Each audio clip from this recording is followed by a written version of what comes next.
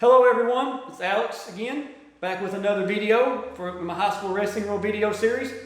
This video is going to cover Rule 9, Section 2, Article 2. Now you may be thinking, Alex, what is Rule 9, Section 2, Article 2? It's a good question, I'm about to tell you. It is the exceptions and the list on how to break a tie at a dual meet. So if the team score is tied, there's a whole list of exceptions that I'm going to read off to you guys. That way you'll know and have this video for reference, because a lot of times this comes up, I have to pull the rule book out and say, hey, oh, we made it all the way down to criteria, F or M, but I'm going to read them off to you. It's going to be kind of a short video, and as you see, my training partner here, he decided to break out my NAGA medal that I won in 2015 in Cincinnati.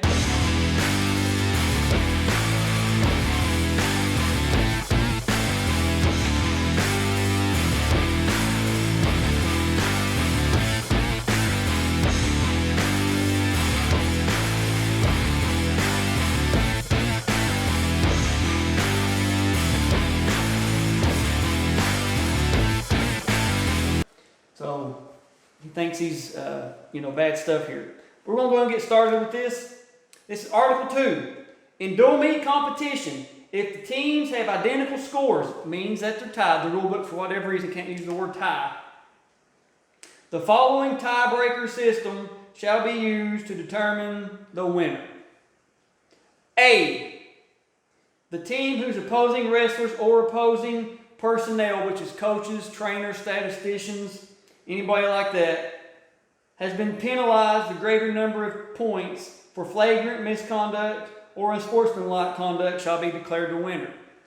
B, the team whose opposing head coach has been penalized the greater number of team points for coach misconduct shall be declared the winner. C, the team whose opposing wrestlers were penalized the greater number of match points for unsportsmanlike conduct during a match shall be declared the winner. D, the team having won the greater number of matches, including forfeits, shall be declared the winner. That's where a lot of times we make it to is D. E, the team having accumulated the greater number of total falls, defaults, forfeits, and disqualifications shall be declared the winner. F, the team giving up the least number of forfeits. G, the team having the greater number of technical falls shall be declared the winner. H, the team having the greater number of major decisions shall be declared the winner. Kind of get a pattern here, right? I'm going to read off I to you. I as in Ida or Idaho, but this one kind of needs an explanation. We know that in the ultimate 30-second tiebreaker, not the two 30-second periods, but the ultimate tiebreaker, person that scored the first points gets the choice of up or down. Okay? Now, what you're supposed to do, what the scorer is supposed to do, is whoever, no matter if it's a penalty, takedown, whatever, escape, reversal, they need to circle the first point that is scored in the match. And here is another reason why.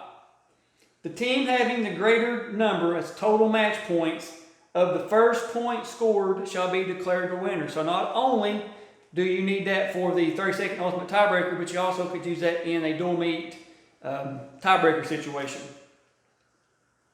J, the team having the greater number of points for near fall shall be declared the winner. K, the team having the greater number of takedowns shall be declared the winner. L, the team having the greater number of reversals shall be declared the winner. M, team having the greater number of escapes shall be declared the winner. N, the team whose opponent has been penalized the greater number of points for stalling shall be declared the winner. O, the team whose opponent has been warned often for stalling shall be declared the winner. P, the team whose opponent has the greater number of penalties for all other infractions, false starts, cautions, all that fun stuff. Q, if none of the above exceptions resolve the tie, you'll pull out your handy dandy flip disc to determine the winner. Upon determining the winning team by using the breakdown system here, A single team point will be added to the winning team's score. The method of recording the score in breaking team tie shall be scored, followed by the letter at the criteria that broke the tie. So you might have, I'll say you have, for whatever reason, a 30-30 tie. You would put 30-30 as your score, of course. You'd come down, you'd make 30-31. If you had to go all the way down to F, you'd put 31-F. That way you know you had to go down to the F criteria. This only works in dual meets. Tournaments, this is not needed. But like I said, this is a very ticky-tacky rule. You can see they kind of grab for straws. Whoever's got the most reversals, the most takedowns, the most near falls, But it is something that a lot of people don't know about, and I wanted to put it on the video. So there you go. There's how to break a dual meet tie for team points. Hope you enjoyed this. We'll see you guys on the mats.